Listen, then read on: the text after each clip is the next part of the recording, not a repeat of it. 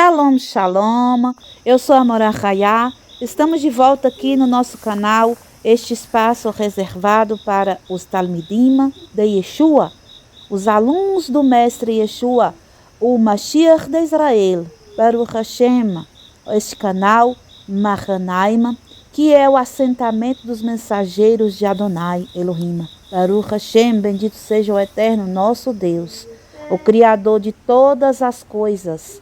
Vamos estudar hoje a Brita Hadashah, referentes a Parashat Matot.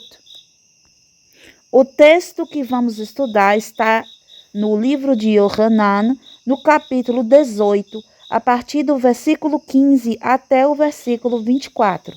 Vamos fazer a leitura. Shimeon Kefa e o outro Talmid seguiam a Yeshua.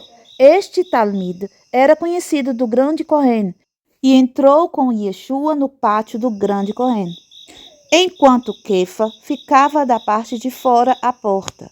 Saiu então o outro Talmid, que era conhecido do Kohen Gadol, falou à porteira e levou Kefa para dentro. Então a porteira perguntou a Kefa: "Não, você é também um dos Talmidim deste homem?" Ele respondeu: "Não sou." Estavam ali os servos e os guardas que tinham acendido um braseiro e se aquentavam, porque fazia frio. E Kefa estava ali em pé no meio deles aquentando-se. Então o Kohen Gadol interrogou Yeshua acerca de seus Talmidim e da sua crença. Respondeu Yeshua: "Eu tenho falado abertamente ao mundo.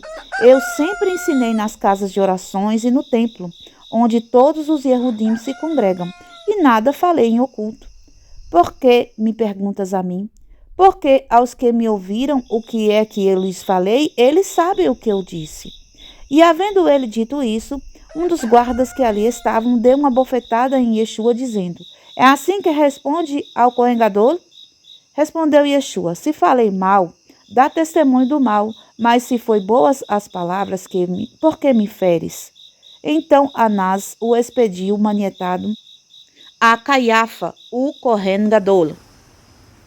Baruch Hashem. Então lemos aqui no texto da Brita Hadashah um momento muito difícil, que foi da prisão do mestre e o seu interrogatório, sendo ele indevido, na casa do Kohen Gadol, no caso aqui o Anás, que ainda não havia falecido, por isso ainda era considerado como Kohen. O próprio texto vai nos trazer um outro Kohen Gadol, que é o Caiafá. Esse era genro de Anás. Daqui tiramos que este era um momento de corrupção entre os homens grandes da religião, no momento em que Yeshua estava no mundo. Foi um momento muito difícil, onde o povo estava sob o regime de corrupção dos grandes homens que deveriam ser libados e puros e santos. E estavam em um momento de pecado, um momento onde a traição era vigente. E na Parashat Matot, temos ali um trecho interessante, onde as tribos de Reuven, Gad e parte da tribo de Manasseh procuram ali se estabelecerem fora da terra de Israel, né? Tendo uma postura traidora diante da nação, diante dos seus irmãos, né? Vocês devem ter assistido o vídeo que eu solicitei que vocês vissem, o vídeo que eu fiz o ano passado a respeito da Parashat Matot e também da Parashat Masé. Peço a vocês que quem não viu que assistam, para que saibam discernir bem este assunto. Então, aqui é dito no texto que havia um Talmid, além de Shimeon Kefa, que é citado, que estava acompanhando Yeshua neste momento. Shimeon Kefa, ele acompanhou de uma forma sorrateira, vamos dizer assim. O Shimeon Kefa, ele ficou como se ele não quisesse estar ali. Ele queria, mas não queria. Ele estava, mas não estava. Ele fingiu não ser seguidor de Yeshua. Ele negou fazer parte do grupo dos alunos de Yeshua por 3 vezes. E também este outro Talmid, que não é dito o nome nós sabemos que é o Yehudá, aquele que é o homem, o Ish de Iscariot, de Cariot. Iscariot é o homem de Cariot. Cariot é uma cidade de onde ele veio. E este homem de Cariot é o traidor do Mashiach. Este tinha um conhecimento com Anás, né? Aqui é dito o texto que ele tinha conhecimento do Kohen Gadol, do Anás, e ele estava com Mashiach na hora que Mashiach foi interrogado de maneira desonesta e de uma forma totalmente fora do padrão da lei. Porque um interrogatório de uma pessoa que estava sendo acusado, né, por apenas um homem, ou seja, só o Kohen Gadol ali para o interrogar junto com os guardas do templo. Isto é totalmente fora do padrão e do ensino da Torá, onde é dito que para haver um julgamento de uma pessoa é necessário que essa pessoa seja levada ao Sanhedrin, onde contém ali no mínimo 3 juízes. E a depender do crime que aquela pessoa está sendo acusada, precisa que a sentença seja dada pelo grande Sanhedrin, que é composto por 71 sábios de Israel. E o julgamento não pode ser só o acusado e os juízes, mas sim o acusado e testemunhas. No mínimo 2 testemunhas que tenham como comprovar, visto na prática a pessoa praticando o ato ilícito, o ato transgressor da Torá. E a gente vê aqui claramente que Yeshua foi levado na madrugada para a casa deste homem, pelo traidor, que é o Yehuda, né? Ele foi maltratado ali por não ter respondido à pergunta da maneira que aquele homem corrupto perguntou a ele a respeito da sua crença, daquilo que ele acreditava, daquilo que ele pregava.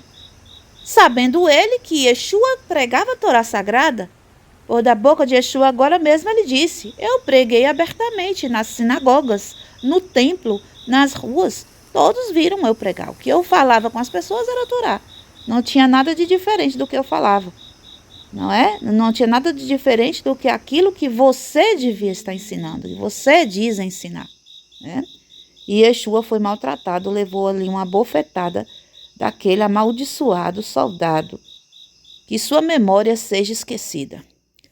Então vemos que a questão de irmãos irem contra irmãos não vai terminar bem, né? O ensino da Parashat Matot, entre outros, né, os ensinos que temos ali, é mantermos a lealdade e a fidelidade com nossos irmãos. Nós sabemos que aquelas tribos, depois, eles abandonaram o povo na conquista da terra. Eles entraram, foram lá, começaram a fazer a conquista da terra, mas depois, um certo tempo de guerra, de luta, de conquista, eles deixaram para lá e voltaram para suas terras. Isso não ia dar certo. Moshe Rabbeinu sabia e ele chamou a atenção das pessoas ali. Ele falou: primeiro, vamos ver aqui, vocês não podem abandonar seus irmãos, ficarem aqui, já receberem herança e deixar seus irmãos ainda lutar pela herança deles. Isso não está correto. Aí fizeram um trato com Moshe Rabbeinu. Mas a gente sabe que somos falhos, né? E esta parashat vem trazer para nós a questão da promessa. E é o que nós vemos aqui na fala de Shimon Kefa, ainda ali no jantar de Pêssar. Shimon Kefa, ele fala com Yeshua dizendo o seguinte, a gente vai encontrar esse texto em Lucas, o livro de Lucas, no capítulo 22, nos versos 31 até o 34, diz assim: Shimon, Shimon, o adversário vos pediu para vos cirandar com trigo, mas eu roguei por ti, para que a tua emuná não se desfaleça, e tu, quando te converteres, fortalece teus irmãos. Respondeu Kefa: mestre, estou pronto para ir contigo, tanto para a prisão como para a morte. Tomou-lhe Yeshua, digo-te, Kefa, que não cantará hoje o galo, antes que 3 vezes tenha me negado, que me conheces. Baruch Hashem. Então, temos que ter cuidado com a nossa fala. Às vezes, a impulsividade, né, a paixão, o momento ali que a gente está envolvido com a situação, até de uma maneira que não é mentirosa, a gente se coloca pronto para agir de uma forma que friamente depois a gente vai ver que não é possível fazer. Assim como lá eu falei lá no vídeo da Parashat Matot, que Yaakov Avinu, ele teve a vontade de revelar o futuro para seus filhos, ele até abriu a boca, venha que eu vou contar para vocês o que vai acontecer no futuro. Quando chegou o momento de revelar, o Eterno não permitiu que ele revelasse. Os filhos não estavam prontos, não era o momento dos filhos saberem, não era o momento da revelação do futuro ali para eles, não era para ser dito. E ele ficou impedido de realizar ali o seu plano ou de cumprir sua promessa. E isso acarreta pecado, mesmo que seja um pecado sem querer. Porque pecado não é só querendo, a gente também peca sem querer. E tudo isso é contabilizado. Então, Kefa, ele caiu na mesma questão aqui, na questão do pecar sem querer. A promessa que não foi levada até o fim, não foi cumprida, né? Mas Baruch Hashem, Kefa fez Teshuvah, Kefa se voltou ao Eterno, Kefa realmente começou a fazer o que tinha que fazer e enfrentar o que tinha que enfrentar. Kefa morre de uma maneira trágica. Yeshua foi pendurado no madeiro. Kefa, ao ir para seu suplício, ele disse, não tenho honra de morrer como meu mestre. Eu quero que vocês me coloquem de cabeça para baixo. Kefa pediu que fosse ainda mais rigoroso o seu sacrifício, pelo fato de que ele sabia que Teshuvah não se limita apenas no arrependimento, na vergonha, no sentimento, no sofrer, no sentido de emoção e consciência. Mas a Teshuvah é fazer na prática o contrário do que fazemos ao pecar.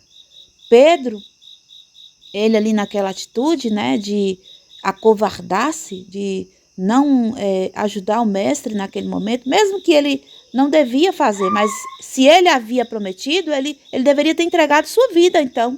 Ele deveria ter trocado a vida dele pela vida de Mashiach, pelo fato de que ele prometeu. Mesmo que a gente sabe que Pedro não era para morrer ali, Kefa não era para morrer ali, Shimon Kefa. Ele não deveria morrer, quem tinha que morrer era Mashiach. Mas, por ele ter feito a promessa, a vida dele deveria ter sido entregue junto com a de Mashiach. Ele deveria ter morrido junto com Mashiach, porque foi o que ele prometeu. E aí o que acontece? Para fazer Teshuvah disso, ele teve que passar pelo suplício que Mashiach passou. E ele ainda fez mais, ou seja, ele fez uma Teshuvah plena. Ele disse, eu quero passar um suplício ainda maior. Se ele faleceu de ponta cabeça para cima, eu quero falecer de ponta cabeça. Ou seja, eu quero que meu suplício ainda seja mais dolorido, mais sofrido do que o dele. Ou seja, a Teshuvah plena. Então, vemos aqui um paralelo entre a porção da semana, Parashat Matot, e este trecho da Brit Hadashah, onde tiramos estes dois ensinos a respeito das promessas e a respeito de sermos então fiéis ao nosso povo, fiéis ao Eterno, e não nos apartarmos do nosso povo, estarmos juntos, não esquecermos que somos um só. Israel é errado, assim como o Eterno é errado. Israel também tem uma raiz errada. Israel é um povo só. Então, o que eu sofro, um judeu que está do outro lado do mundo também sofre. Se eu me elevo, eu ajudo na elevação espiritual de todos os Yehudim. Somos todos um. Assim como o nosso mestre Yeshua nos ensinou e pediu em uma das suas rezas que nós fôssemos um só com ele e o Eterno. Nós todos um só, errado. Israel, como assim está no Shema Israel, né? O Eterno é errado. Israel e achar ele, ou seja, reto, direto, um só com o Eterno, uma ligação só com a divindade, Baruch Hashem. Um pouco antes de Yeshua ser preso, ele faz uma oração. E esta oração está no capítulo 17 deste mesmo livro de Yohanan. Eu vou fazer a leitura para vocês. E aqui diz assim: depois de assim falar, Yeshua, levantando os olhos aos céus, disse: Pai, é chegada a hora, exalta a teu filho, para que o filho te exalte, assim como lhe deste autoridade sobre toda a carne, para que dê a vida eterna a todos aqueles que ele tem dado. lhe tens dado. E a vida eterna consiste em que conheçam a ti só, como único, altíssimo, verdadeiro, e a Yeshua, o ungido, aquele que tu enviaste. Eu te exaltei na terra, completando a obra que me deste para fazer. Agora, exalta-me tu, ó Pai, contigo mesmo, com a grandeza que eu tinha contigo antes que o mundo existisse. Manifestei o teu nome aos homens que no mundo me deste.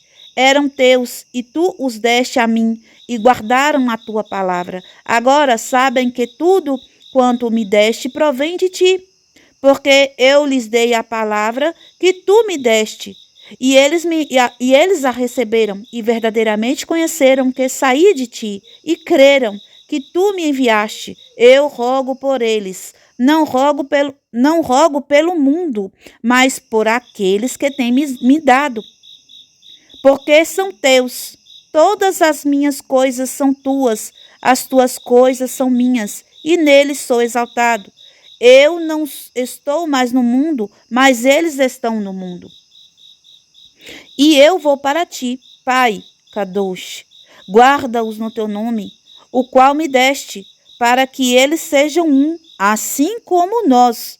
Enquanto eu estava com eles, eu os guardava no teu nome, que tu me deste, e os conservei, e nenhum deles se perdeu, senão o filho da perdição, para que se cumprisse a Escritura. Mas agora vou para ti, e isto falo no mundo, para que eles tenham a minha alegria completa em si mesmos.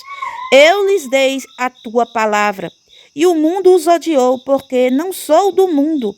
Assim como eu não sou do mundo, não rogo que os tires do mundo, mas que os guardes do maligno. Eles não são do mundo, assim como eu não sou do mundo. Santifica-os na verdade. A tua palavra é a verdade. Assim como tu me enviaste ao mundo, também eu os enviarei ao mundo, e por eles eu me santifico, para que eles sejam santificados na verdade. E rogo não somente por estes, mas também por aqueles que pela tua palavra hão de crer em mim, para que todos sejam um, assim como tu, ó Pai, és para mim e eu em ti, que eles sejam um em nós, para que o mundo creia que tu me enviaste, e eu lhes dei a grandeza que a mim me deste, para que sejam um como nós somos um, eu neles e tu em mim, para que eles sejam perfeitos em unidade, a fim de que o mundo conheça que tu me enviaste e que os amaste a eles, assim como me amaste a mim. Pai, desejo que onde eu estou estejam comigo também aqueles que tu tens me dado, para que vejam a minha kevod, a minha honra, a qual me deste, que me amastes antes da fundação do mundo. Pai tzadik, o mundo não te conheceu, mas eu te conheço. Conhecerão que tu me enviaste, e eu lhes fiz conhecer o teu nome, e lhes farei conhecer ainda, para que tenha neles aquele amor com que me amaste, e eu neles esteja. Baruch Hashem, que maravilha a reza de nosso mestre Yeshua. A santificação vem através da Torá, que é a verdade. Israel é um só. Yeshua não está pedindo pelo mundo. Gente, leia isso aqui. Leia com bastante clareza. Yeshua não veio para os filhos da serpente. Yeshua não veio resgatar a cobra. Yeshua falou aqui, ó, nenhum se perdeu, a não ser o que é a cobra. A cobra vai se perder. Não vai ter jeito para a cobra. Então, vamos nos manter no caminho. Não nos desviemos nem para a direita nem para a esquerda. Não vamos estar em desarmonia. Vamos estar em união. Somos o povo único, o povo errado. É chamado o povo do eterno, o povo santo, separado, um povo santo, um povo sagrado, aquele que conhece o nome do eterno. E Yeshua está dizendo aqui na reza, eu os mostrei o teu nome, eu mostrei para eles o tetragrama, eu mostrei para eles a unidade. Eu sou um contigo, assim como tu é um comigo, eles são um conosco. Baruch Hashem. Tu me amaste desde antes da criação do mundo. Por quê? Porque Yeshua é a alma primordial. Yeshua é o Mashiach. Mashiach foi criado Adam Akadmon, lá em cima, a primeira criação, antes das formações dos mundos. Aqueles mundos que eu já falei com vocês aqui no canal, que foram formados primordialmente lá em Akadmon ainda, através da emanação da luz dos olhos de Akadmon, das narinas, do nariz de Akadmon, dos ouvidos, da boca de Akadmon. Foi criando os mundos de Akudim, mundos de Nekudim, mundo de Brudim. E aí, depois dessas três formações dos mundos superiores, que iniciou-se então a formação da Sefrot, que vai vir Keter, Hormá, Biná, e aí existe uma separação depois da queda, ou seja, ainda vem toda a Zeirampim, que é a Sefrot do meio, para chegar em Malchut, para finalmente então estarmos aqui, ou seja, e ainda dentro de cada Sefirot dessa existe mais 10, e dentro de cada dessas outras 10 existe mais 10, ou seja, existe todo um desdobramento da realidade, onde Yeshua está na ponta de cima. Por isso ele diz, tu me amaste antes de amar a estes, ou seja, estes homens que descendem de Rishon, de Adam, Rishon, tu me amaste a mim primeiro. O vaso que foi criado da alma humana primordial foi o desejo do Eterno, foi o amor, o infinito do Eterno que criou, ou seja, Yeshua, que é esta alma que descende deste local, né, deste marom, deste lugar altíssimo, Baruch Hashem, foi amado primeiro pelo Eterno, mas o Eterno ama a nós também. Por quê? Porque nós estamos juntos, unidos. É isso que traz a beleza. Todos nós, de qualquer forma, mesmo que estamos aqui na ponta, em Malchut, estamos ligados na grandeza infinita, lá do Ein Sof, lá em cima. Baruch Hashem, somos todos um. Não podemos entrar na energia de separação que aconteceu ali no deserto, em Matot, que estamos estudando, né? Onde a tribo de Reuven, a tribo de Gad e parte da tribo de Menashe vai querer se separar. Eles vão se separar, eles vão ficar fora de Israel. As terras deles ficaram ali, por fora, antes da entrada, antes de atravessar o Yarden. Baruch Hashem. Quando fazemos esses estudos, né, das Parashiot, paralelamente à Brit Hadashah, vemos que Yeshua, ele tratava de assuntos Torá. Ele tratava dos assuntos de ensinar e de vivenciar a Torá. A Brit Hadashah é a vivência, a prática da Torá. Nós estamos aqui complementando a árvore da vida, é a continuação. Baruch Hashem, bendito seja o Eterno. Agradeço a vocês por estarem aqui comigo. Peço que deixem um like nesse vídeo e que também assistam o vídeo do ano passado sobre a Parashat Matot Maaseh para que complementem os seus estudos da Parashá semanal. E isso vai aumentar ainda mais a emanação da luz dentro de nós. Porque quando mesmo que eu não consiga compreender plenamente o assunto, mas eu escuto, eu faço o esforço de estudar o assunto, eu vou fazer uma ampliação no meu vaso. O meu vaso vai se tornar maior, mais largo, mais profundo, para receber, então, a luz do Eterno. E a cada dia o meu conhecimento vai crescendo, vai se fortificando, fortalecendo, vai começando a ficar firme, ou seja, se eu não abro o espaço para a luz entrar, a luz, ela derrama fora de mim, né? Então, façam o esforço de escutarem os áudios, escutarem o vídeo, fazerem as leituras da Parashá, da Brit Hadashah, da Haftarah, Baruch Hashem. O Eterno abençoe a todos. Shalom, shalom, lehitraut, kol hatovim lekulam.